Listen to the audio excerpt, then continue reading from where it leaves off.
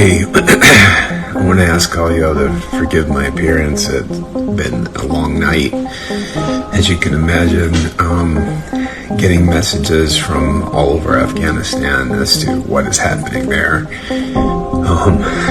I'm really petitioning all of you to really pray for the believers there. There's so much that is going on and so much that is happening. We've lost all contact as of about 1 o'clock this morning due to the fact that if the Taliban finds any Western numbers or contacts in their phones, they will kill them on sight. It is what the Taliban has done before. It is what their modus operandi is whenever they find any believers. All believers in the country will be killed by the Taliban. They are not looking for converts at this point. They're looking for extermination of Christians. And despite what I just watched, one of the Taliban leaders in Doha just give a talk on the BBC, and I'm telling you, these people are full of lies. They have no plan for good for the country of Afghanistan. They only have harm and destruction in their path. And they will implement, they say that they are only implementing basic head coverings for women. It is a lie. They will total institute total covering of all of the women's body and for it not to be seen, and eliminate women education throughout the country. This is an evil demonic regime, and they are planning on exterminating the second fastest growing church in the planet. This is a time where I've had messages all night long from all over, people asking and pleading for prayer, pleading for intervention from the church here in the West, to be praying for them, to be holding them up and to pray that the Taliban will fall and that they will not succeed in their plan to eliminate, again, the second fastest growing church in the world. I want to ask all of you to please ask your churches, every prayer group you know, share my post that we put on. I'm pleading with you to pray, and we saw it happen in Bamiyan as we petitioned for people to pray that the Taliban would not enter Bamiyan. They did not enter Bamiyan by the grace of God, and so we need to see them not enter Kabul and to see it stopped and blocked. We also need to pray and uphold our brothers and sisters there who are going through such trauma and in fear of, they've already been persecuted so much. You have no idea how much they've already been through. People that every time when I was just there in January, working through so much pain of persecution from family.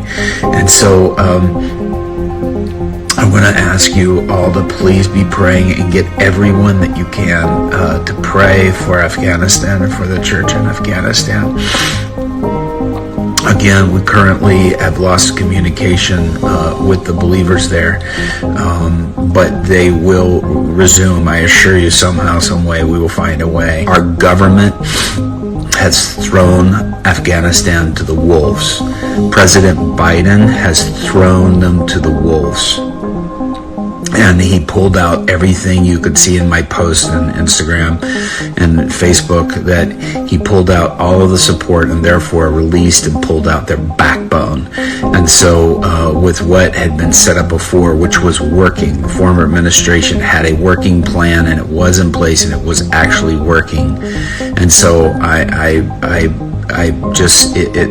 heartbroken at the way that our government and the UK government have treated the Afghan government and the leaders there, and totally abandoning them, handing over and even withdrawing from them military support, and even withdrawing from the military weaponry that would have been able to help them keep things at bay.